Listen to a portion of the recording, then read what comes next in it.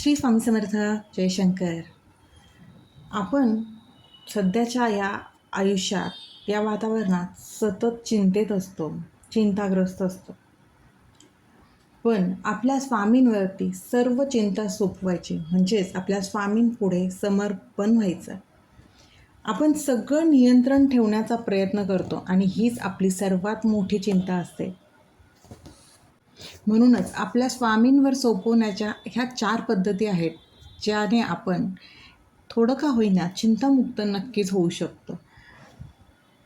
आपण आपलं जे आयुष्य असतं त्यामध्ये चिंता अडचणी असतातच, पण चिंता कधीही आजची नसते, ती नेहमी भविष्यातील संकटाची असते. आपण नेहमी विचार करतो उद्याचं कसं होईल, किंवा आता पुढच्या महिन्यात कसं होईल, मुलांचं कसं होईल, अगणित विचार आपल्याकडे असतात. हा विचार माणसाला आतून संपवत असतो. म्हणूनच स्वामींवर भार टाकण्याची पहिली पायरी म्हणजे आपल्या आयुष्याला फक्त आपण आजच्या कप्प्यातच बंद करणे. म्हणजे जे काही आहे ते आज आपण संपवणं आणि तिथेच ती गोष्ट सोडून देणं. आपण स्वतःला सांगायला हवं की मला फक्त आजचा दिवस आणि आजचे काम दिले गेले आहे. उद्यांच्या अडचणीसाठी, समस्येसाठी मी आजची माझी जी शांतता आहे ती पणाला लावणार नाही.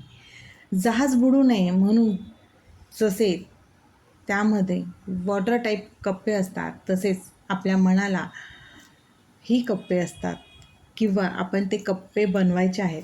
आजचे काम आपण प्रामाणिकपणे करावे. उद्याची काळजी घेण्यासाठी आपले स्वामी, आपले बाबा समर्थ आहेत. आपल्या स्वामींनाच आपल्याला आपल्या सोबती करायचं आहे. आपण कोणत्याही कामात किंवा व्यवसायात एकटे नाही, आपले स्वामी आपल्यासोबत आहेत, हे नेहमी आपल्याला लक्षात ठेवायचं आहे. आणि स्वामीसोबत असताना आपल्याला करायची कामं आहेत ती म्हणजेच आपण जे काही आपली नोकरी असेल, व्यवसाय असेल, ते वेळेवर करणं, आपलं कर्म व्यवस्थित करणं, पूर्ण क्षमतेने करणं.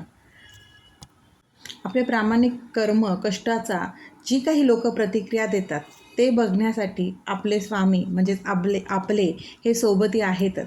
जेव्हा एखादा प्रश्न आपल्या विचारशक्तीच्या बाहेर असतो, परिस्थिती हाताबाहेर असते, तेव्हा ते काम किंवा ती जी फाईल आहे आपल्या अडचणींची, ती मानसिकरित्या आपल्या स्वामींवरती विश्वास ठेवून त्यांच्या हाती सुपूर्द करावं. आणि तेव्हा आपल्या स्वामींना म्हणावं, हे स्वामी, हे माझ्या क्षमतेबाहेरचे आहे, मी माझे काम केले आहे, पण आता यापुढचं हे तुम्ही बघा.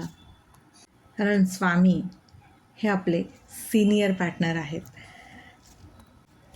चिंतेचा आधार तेव्हाच संपतो जेव्हा आपण धैर्याने प्रत्येक गोष्टीला तोंड देत असतो.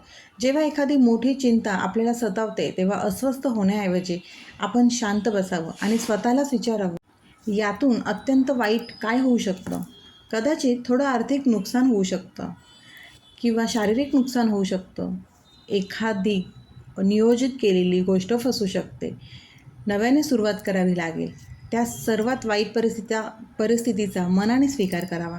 एकदा का आपण सर्वात वाईट गोष्टीचा स्वीकार केला की मनात गमावण्याची भीती उरत नाही आणि तिथून पुढे जे काही घडते ते फक्त प्रगती असते. स्वामी, जे होईल ते मी तुमच्या आशीर्वादाने आनंदाने स्वीकारेल. आपली विचार करण्याची पद्धत जर आपण अशी ठेवली तर चिंतेचा मुळासकट नाश होत असतो. आपल्याला स्वतःला आपल्या कामात इतकं बुडवून घ्यायचं आहे की चिंतेला वेळच उरणार नाही. आपण सतत कामात असलो की रिकाम्या डोक्यात चिंता सर्वात वेगाने वाढत असतो.